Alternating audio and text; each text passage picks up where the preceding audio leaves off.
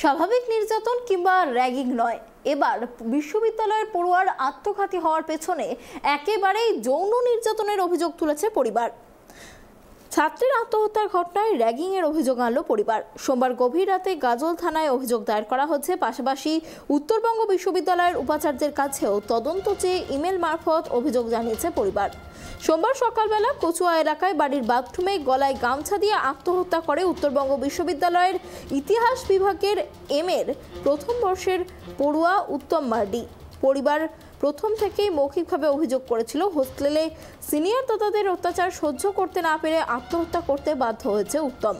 সোমবার গভীর রাতে উত্তমের কৃতকার্য শেষ হয় এবং তারপরেই তার পরিবার থানায় র্যাগিংয়ের অভিযোগ দায়ের করে।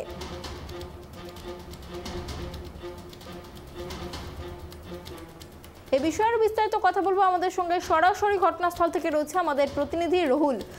দেখো, যেমনটা জানা যাচ্ছে যে গতকাল যে বিশ্ববিদ্যালয়ের পড়ুয়ার মৃত্যুর খবর পাওয়া গিয়েছিল এবং তার আত্মঘাতী হওয়ার পিছনে এবার যৌন নির্যাতনের তথ্য উঠে আসছে, বিস্তারিত কি জানা যাচ্ছে?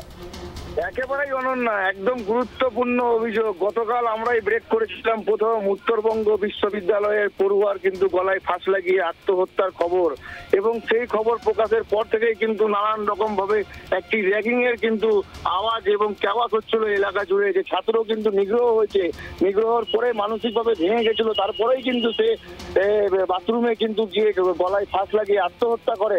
এরকমটাই কিন্তু পরিবার সূত্রেও আমরা জানতে পারছিলাম এবং এলাকার মানুষজনও বলছিল। কারণ যে ছেলেটি নিহত, যে ছেলেটি রয়েছে তার নাম উত্তম মার্ডি, সে কিন্তু পড়াশোনায় একদম ভালো ছাত্র ছিল, যেটা দাবি করছে তার পরিবার, এবং মাধ্যমিকেও কিন্তু তার ফলাফল চোখ কাড়ার মতো, নজর কাড়ার মতো কিন্তু ছিল। তারপর সে সুযোগ পায় উত্তরবঙ্গ বিশ্ববিদ্যালয়ে পড়ার, ইতিহাস বিভাগে স্নাতকোত্তর করার সুযোগ পায়, এবং সেই পরিবারের তরফ থেকে তাকে উত্তরবঙ্গ বিশ্ববিদ্যালয়ে ভর্তি করানো হয়। এবং ভর্তির পরে কিন্তু উত্তরবঙ্গ বিশ্ববিদ্যালয়ের ইতিহাস বিভাগের কিন্তু হোস্টেলে তাকে কিন্তু রেখে আসা হয় পরিবারের তরফে, যে সেখান থেকে তাদের ছেলে পড়াশোনা করে কিন্তু একটি ডক্টরেট উপাধি বা একটা ভালো জায়গা সে কিন্তু পরবর্তীতে পাবে। তারপরে সেইখানেই কিন্তু একটা মারাত্মক অভিযোগ তুলল পরিবার। যেমনটা গতকাল থেকে যেটা আমরা বলছিলাম, যে রহস্য মৃত্যু কিন্তু স্বাভাবিকভাবেই কিন্তু নির্যাতনের শিকার হয়ে কিন্তু রেগিং হয়েই কিন্তু সেই ছাত্র মারা গেছে বলে গতকাল রাতে লিখিতভাবে অভিযোগ জানিয়েছে পরিবারের তরফে। পরিবারের একজন জেঠু, যে উত্তম মার্ডির জেঠু জুনহাস মার্ডি, তিনি জানিয়েছেন যে ছেলেকে রীতিমতো উত্তরবঙ্গ বিশ্ববিদ্যালয়ের যে ক্যাম্পাস, সেই ক্যাম্পাস হোস্টেলে কিন্তু সিনিয়র দাদাদের একটা কিন্তু চক্র, যারা তাকে উত্ত্যক্ত করত এবং যৌন হেনস্থা করত, যৌন নির্যাতন করত, এমন মারাত্মক গুরুতর অভিযোগ তুলেছে কিন্তু পরিবারের তরফ থেকে। তারপর তারা গোটা বিষয়টি কিন্তু গাজল থানায় জানায়, এবং গাজল থানার পুলিশের তরফ থেকে কিন্তু একটি এফআইআর দায়ের করা হয়েছে।